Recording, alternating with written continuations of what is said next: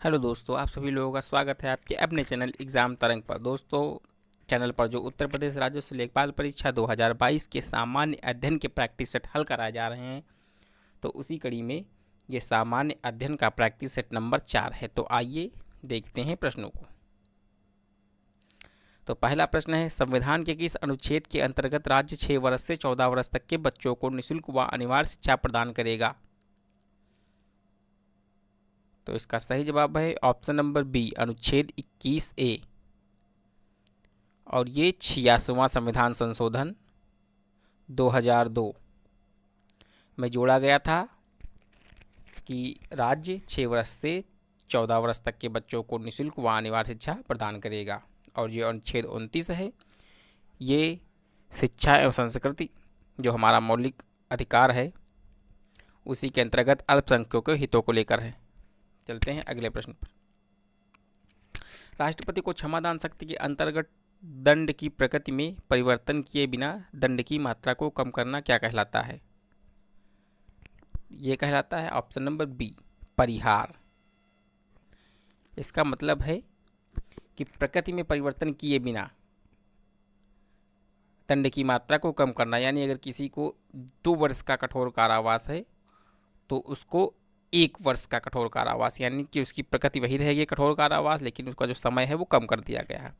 और लघुकरण में दोस्तों क्या होता है? लघुकरण में होता है दंड की प्रकृति में परिवर्तन होता है लेकिन दंड की मात्रा में कोई परिवर्तन नहीं है। जैसे यानी किसी को अगर जैसे मृत्युदंड की सज़ा दी गई तो उसको मृत्युदंड की सज़ा ना देख के उसको कर दिया गया कठोर आजीवन कारावास, यानी वो इक्वल ही है, उसकी प्रकृति में परिवर्तन हुआ लेकिन सज़ा वही है मृत्युदंड के समान। अब प्राविलंबन में क्या होता है कि किसी अस्थायी स्थगन, यानी कि किसी कोई जो सजा हुई है उसको कुछ समय के लिए रोक दिया जाता है। ये राष्ट्रपति की क्षमादान शक्ति के अंतर्गत है।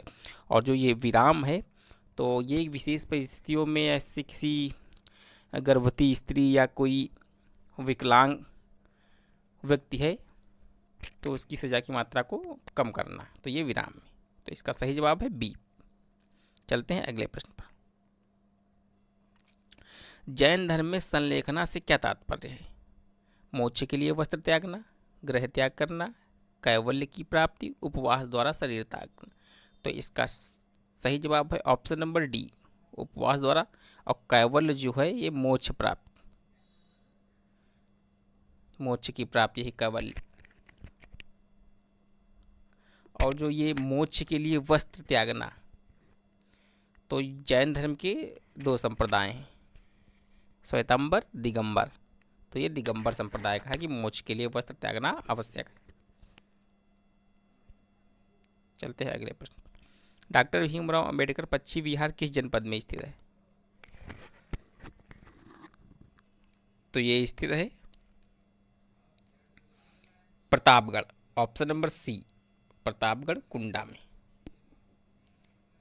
और इसका एक नाम और है और जाना जाता है बेतीलाल, पश्चिम बिहार। चलते हैं अगले प्रश्न पर। दिल्ली के किस सुल्तान ने अदली नामक एक चांदी का सिक्का चलाया था? मुबारक शाह खिलजी, बहलोल लोदी, मोहम्मद बिन तुगलक, बलबन। तो इसका सही जवाब है ऑप्शन नंबर सी, मोहम्मद बिन तुगलक। और ये जो इसका वजन कितना था, वजन तो वजन था इसका 144 ग्रेन। और दोस्तों ये जो मुबारक शाह खिलजी, इसका पूरा नाम था कुतुबुद्दीन मुबारक शाह खिलजी। और बहलोल लोदी जो है लोदी वंश का संस्थापक था। और मोहम्मद बिन तुगलक ने ही दीवाने कोही की स्थापना की थी, दीवाने कोही। और बलबन जो है दीवाने अर्ज, और इसने चालीसा दल की समाप्ति की थी बलबन ने। ये गुलाम वंश का शासक था। भारतीय संविधान लगभग कितने पृष्ठों में है? तो इसका सही जवाब है ऑप्शन नंबर डी, 300 पृष्ठों में। और ये आप लोगों को पता ही होगा कि संविधान बनाने में कितना समय लगा, 2 साल 2 वर्ष 11 महीने 18 दिन। और इसमें सिर्फ विधि निर्माण में यानी कानून बनाने में 130 दिन का समय लगा। चलते हैं अगले प्रश्न पर। मराठा साम्राज्य के अष्टप्रधान मंत्रियों में से सर ए नौबत किसे कहा गया? तो सर ए नौबत कहा गया सेनापति को, ऑप्शन नंबर बी। और जो मुख्य प्रधान वो क्या कहा गया? पेशवा। और न्यायाधीश को तो न्यायाधीश, और सचिव को कहा गया सुरुनवीस।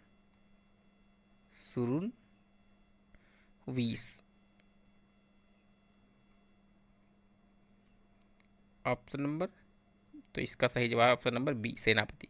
चलते हैं अगले प्रश्न। संताल विद्रोह का नेतृत्वकर्ता कौन था? तो दोस्तों ये प्रश्न आया था यूपीएसआई परीक्षा में, जो 20 नवंबर को पेपर हुआ था, फर्स्ट शिफ्ट। 20 नवंबर फर्स्ट शिफ्ट में भी एक क्वेश्चन पूछा गया था, संताल विद्रोह का नेतृत्वकर्ता कौन था? तो इसका सही जवाब है सिद्धू कानू, ऑप्शन नंबर डी। और जो अल्लूरी सीताराम राजू है, ये रंपा विद्रोह संबंध इनका, रंपा विद्रोह।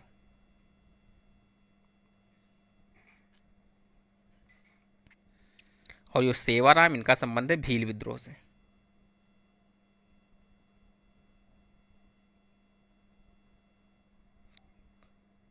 विश्व मलेरिया दिवस कब मनाया जाता है? तो विश्व मलेरिया दिवस मनाया जाता है 25 अप्रैल को, ऑप्शन नंबर डी। और जो 24 फरवरी को है, ये केंद्रीय उत्पाद दिवस, केंद्रीय उत्पाद दिवस। और 12 मार्च को world kidney day, world kidney day. और 30 अप्रैल को आयुष्मान भारत दिवस। चलते हैं अगले प्रश्न पर। किस विटामिन को अपनी सक्रियता के लिए कोबाल्ट की आवश्यकता होती है? तो इसका सही जवाब है option number D, vitamin B12। और विटामिन ए की कमी से कौन सा रोग होता है? रतौंधी। और विटामिन डी की कमी से रिकेट्स। कंप्यूटर द्वारा प्रयोग किए जाने वाले प्रोग्राम और डाटा कहाँ उपलब्ध होते हैं? Input, storage, output, processing unit. तो इसका सही ऑप्शन है बी, स्टोरेज में। अच्छा, इनपुट डिवाइस कौन कौन से हैं? तो इनपुट डिवाइस में आपका हो गया माउस, कीबोर्ड। और आउटपुट में आपका मॉनिटर और प्रिंटर। और स्टोरेज मतलब हार्ड डिस्क। चलते हैं अगले प्रश्न पर। एशिया तथा उत्तरी अमेरिका किस के द्वारा पृथक होते हैं? तो ये ऑप्शन नंबर बी, बेरिंग जलडमरू मध्य। चलते हैं अगले प्रश्न पर। भारतीय रिजर्व बैंक का राष्ट्रीयकरण किया गया था?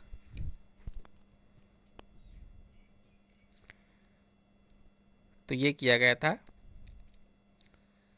1949 में, ऑप्शन नंबर बी, 1 जनवरी 1949 में। और इसकी स्थापना रिजर्व बैंक की 1 अप्रैल 1935 में। चलते हैं अगले प्रश्न पर। लैंप की बत्ती में तेल किसके कारण ऊपर उठता है? ससंजक बल, तेल की कम श्यानता, केशिकत्व, दाब अंतर। तो इसका सही जवाब है ऑप्शन नंबर सी, केशिकत्व। और ससंजक बल वो होता है जो ठोस में अधिक होता है ससंजक बल, और ये दो अणुओं के मध्य जो आकर्षण बल होता है वही है ससंजक बल। और तेल की कम श्यानता मतलब तेज जो द्रव जितना अधिक गाढ़ा होगा उसकी श्यानता अधिक होगी। तो इसका सही जवाब है ऑप्शन नंबर सी, केशकत्व के कारण तेल ऊपर चढ़ता है। यक्षगान लोक नृत्य का संबंध किस राज्य से है? तो इसका सही जवाब है ऑप्शन नंबर डी, कर्नाटक से। और तमिलनाडु, तमिलनाडु का लोक नृत्य कौन सा है? कोलट्टम,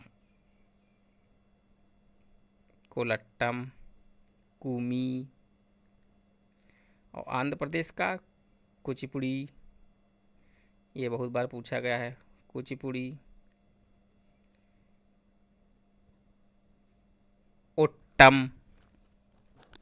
और केरल का मोहिनी अट्टम, ये क्या है? शास्त्रीय नृत्य है, ये लोक नृत्य नहीं, शास्त्रीय नृत्य है, मोहिनी अट्टम, ये भी फेमस है। चलते हैं अगले प्रश्न। राष्ट्रीय बाल अधिकार संरक्षण आयोग के अध्यक्ष के रूप में किसे नियुक्त किया गया है? ऑप्शन नंबर सी, प्रियंक कानून को। चलते हैं अगले प्रश्न। न्यूनतम ज्वलनशील रेशा फाइबर होता है, तो ये है ऑप्शन नंबर ए, टेरिलीन। दोस्तों ये जो कपास है ये प्राकृतिक रेशा है, प्राकृतिक रेशा। और बाकी जो ये तीनों हैं ये हैं कृत्रिम,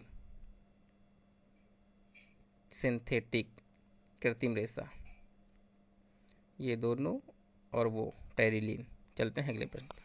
हाल ही में IBM द्वारा किस शहर में एक साइबर सुरक्षा केंद्र शुरू किया गया है? तो ये शुरू किया गया है बेंगलुरु में। IBM यानी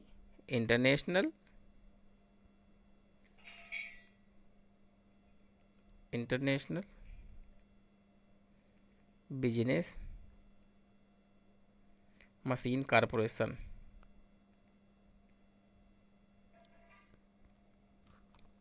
चलते हैं ऑप्शन अगले प्रश्न पर। सेबी की स्थापना किस वर्ष की गई?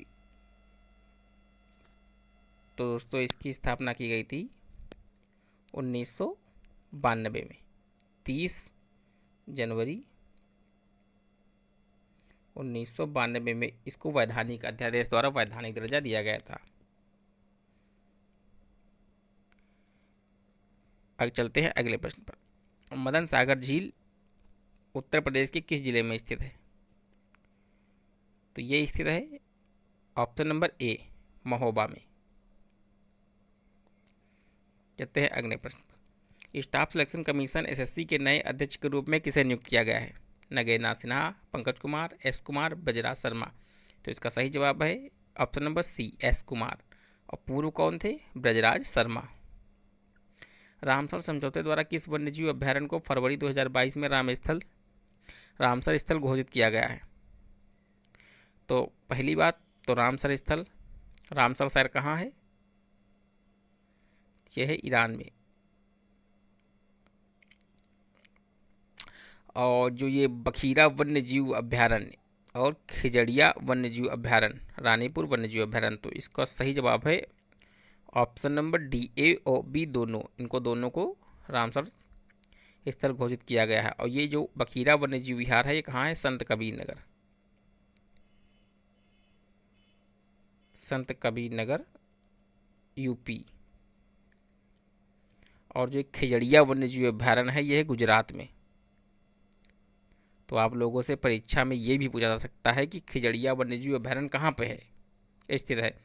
तो आप लोग ये ध्यान रखिएगा कि ये गुजरात में और वो संत कबीर नगर उत्तर प्रदेश में। चलते हैं अगले प्रश्न पर। पोलियो का कारण है कीट, विषाणु, कवक, जीवाणु। तो इसका सही जवाब है विषाणु।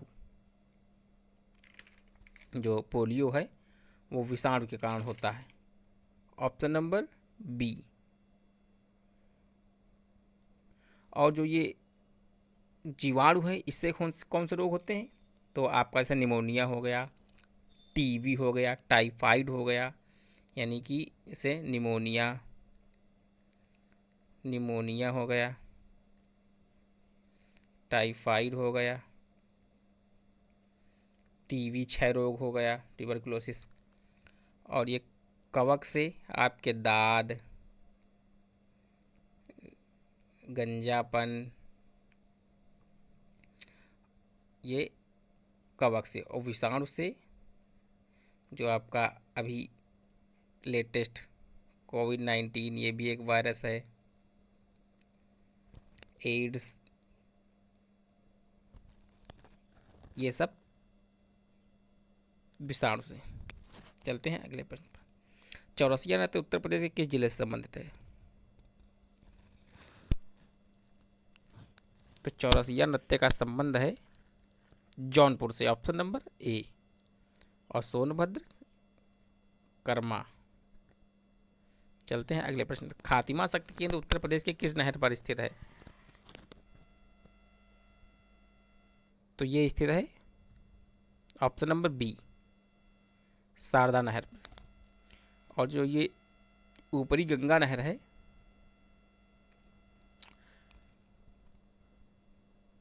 इस पे सबसे अधिक जल विद्युत केंद्र स्थित हैं, ऊपरी गंगा नहर पे।